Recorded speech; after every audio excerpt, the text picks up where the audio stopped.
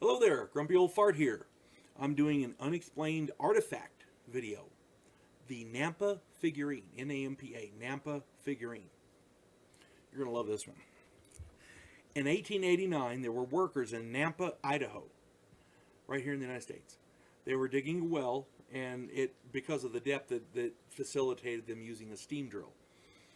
At a depth of 300 feet, a small object was spat forth from the steam pump. This figurine is about 1.5 inches long. It depicts a female form. Very remarkable for the perfection of its skilled carving. Striking in detail, including details like clothing and jewelry. So this was an intricately carved figurine, 1.5 inches long, and it depicted a woman, very well formed, well sculpted, crafted, and the carving included clothing and jewelry.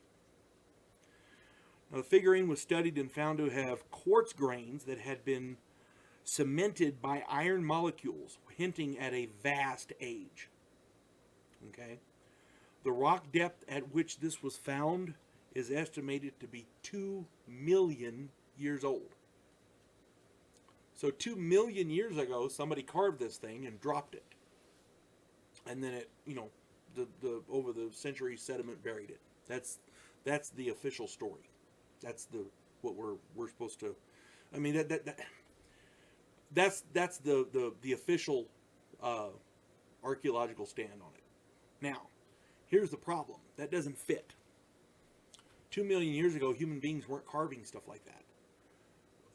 They certainly didn't have jewelry to that, carvings with jewelry on it 2 million years ago. And I would hazard a guess that human beings weren't exactly human beings 2 million years ago. You see what I'm saying? So it doesn't fit the archaeological and scientific narrative that they want you to believe. There's a man named Michael Cremo. I did a video on him called, he wrote a book called Forbidden Archaeology. Scientists evidently do not know everything. They want you to think they do, but they don't. The Nampa figurine does not fit the official timeline of human evolution on this planet. It should not exist. In his book, Forbidden Archaeology, Michael Cremo outlines a lot of other stuff that doesn't fit. So if you get the opportunity, go get his book. I watched a video on. I have not read his book, but I've watched a video on it on YouTube. He did a good lecture, and check him out. I got to say this. When he speaks, he kind of drones, but the information that he gives is prime. I mean, it's very interesting. One of the things that he mentioned that's along the same lines as this is during the gold rush back in the 1840s, 1850s in California. They would dig into the side of a mountain, and in the mountain they would find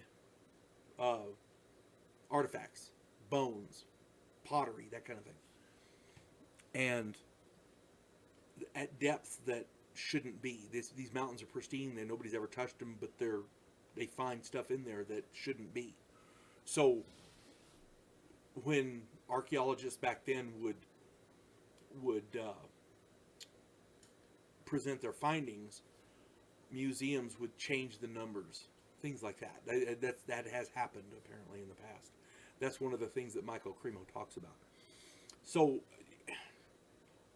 you got to be careful when you're dealing with ancient artifacts and things, because if it doesn't fit the narrative, it's like I did a video about the mammoth bones, where they had the soft tissue found inside the mammoth bones that shouldn't exist.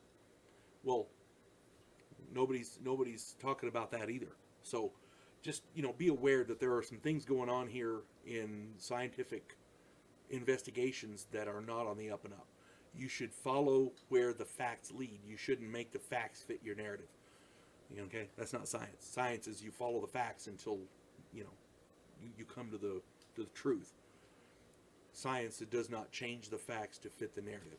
You don't create the story and then try to find facts to back it up. That's a theory. It's not the fact, you see. You make a theory and then try to prove or disprove the theory. You don't make the fact and then try to fit stuff into it. It's kind of going backwards. At any rate, if you get the opportunity, check out the Nampa Figurine. It's an interesting story. You folks have a good day. God bless one and all.